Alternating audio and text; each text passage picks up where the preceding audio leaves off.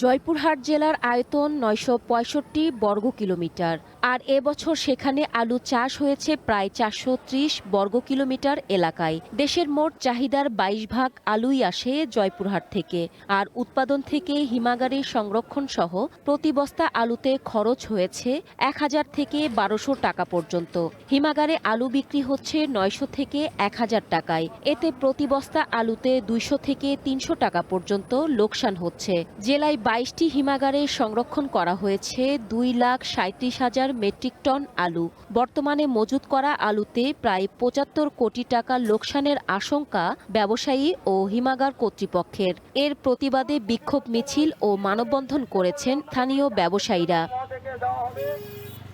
ব্যবসায়ীদের দাবি, একদিকে লোকসান, অন্যদিকে মরার উপর খাড়ার ঘা হয়ে দাঁড়িয়েছে বাড়তি ভাড়া। তবে অভিযোগ অস্বীকার করেছেন হিমাগার মালিকরা।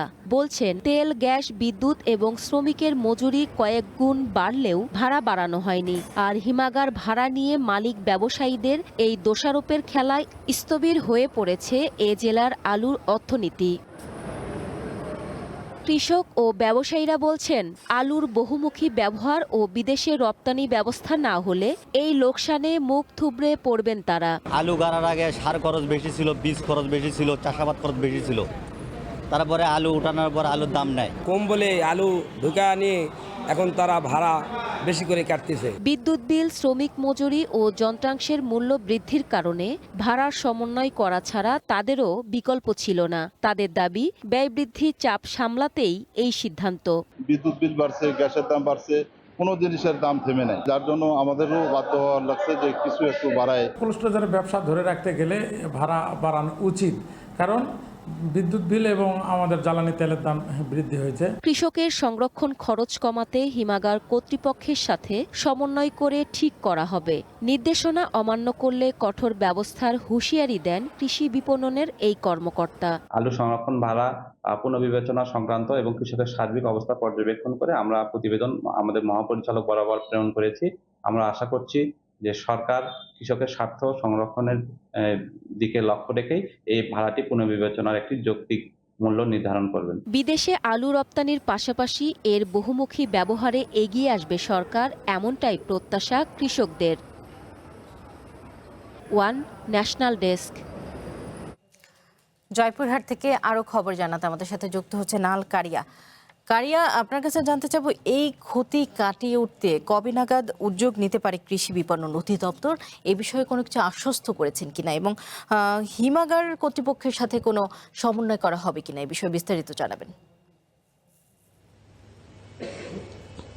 হ্যাঁ, ধন্যবাদ সৌদা। আপনি যেমনটি বলছিলেন, আমরা ইতিমধ্যেই জেলা যে কৃষি বিপণন অধিদপ্তর, আমরা সেই কর্মকর্তার সঙ্গে কথা বলেছি এবং জেলার যে 22টি হিমাগার রয়েছে সেই হিমাগারের যে কর্তৃপক্ষ রয়েছে আমরা কিন্তু তাদের সঙ্গে কথা বলেছি এবং কথা বলেছি স্থানীয় যে কৃষক এবং ব্যবসায়ীরা রয়েছে আমরা তাদের সঙ্গে কথা বলেছি। তারা যেটি জানিয়েছেন যে দেশীয় চাহিদা মিটিয়ে যদি দেশীয় যে আলু উৎপাদন হচ্ছে সেটি যদি আপনার আলুর বহুমাত্রিক ব্যবহার এবং যদি সেটা বিদেশি রপ্তানি করা হয় সেক্ষেত্রে দেশীয় বাজারে আলুর দাম বৃদ্ধি হবে এবং স্থানীয় কৃষক এবং ব্যবসায়ী তারা লাভ হবে।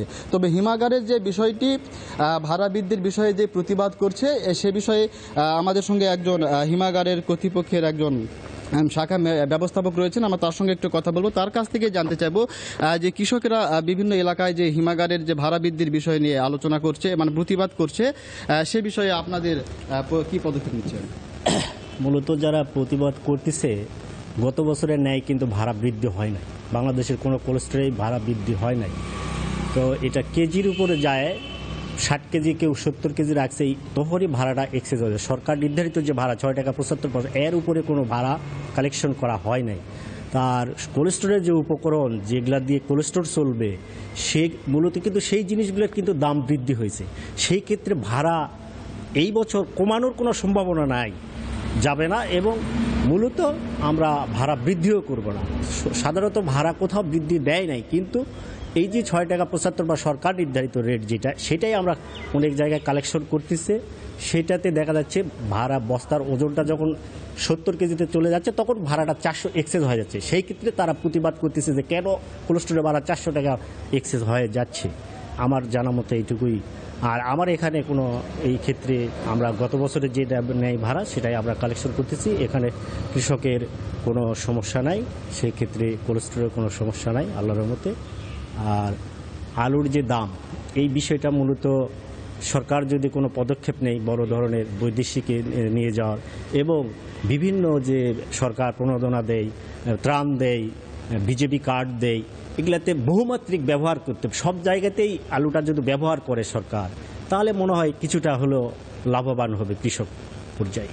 ধন্যবাদ আপনাকে। দর্শক, আপনারা যেমনটি শুনছিলেন যে হিমাগারের পক্ষ থেকে কিন্তু আসলে আলুর যে ভাড়া বৃদ্ধি, সেটি কিন্তু ভাড়া বৃদ্ধি করা হয়নি। তবে আমরা কৃষি বিভাগের সঙ্গে কথা বলেছিলাম, তারা যেটি বলেছে যে যারা আন্দোলন করছে তাদের সঙ্গে কিন্তু তাদের একটা হয়েছেন এবং তারা স্মারকলিপি প্রদান করেছেন এবং সেটি কিন্তু তারা মন্ত্রণালয়ে পাঠিয়েছেন।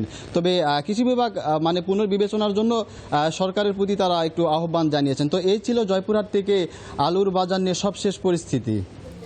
আল কারিয়া, আপনাকে ধন্যবাদ।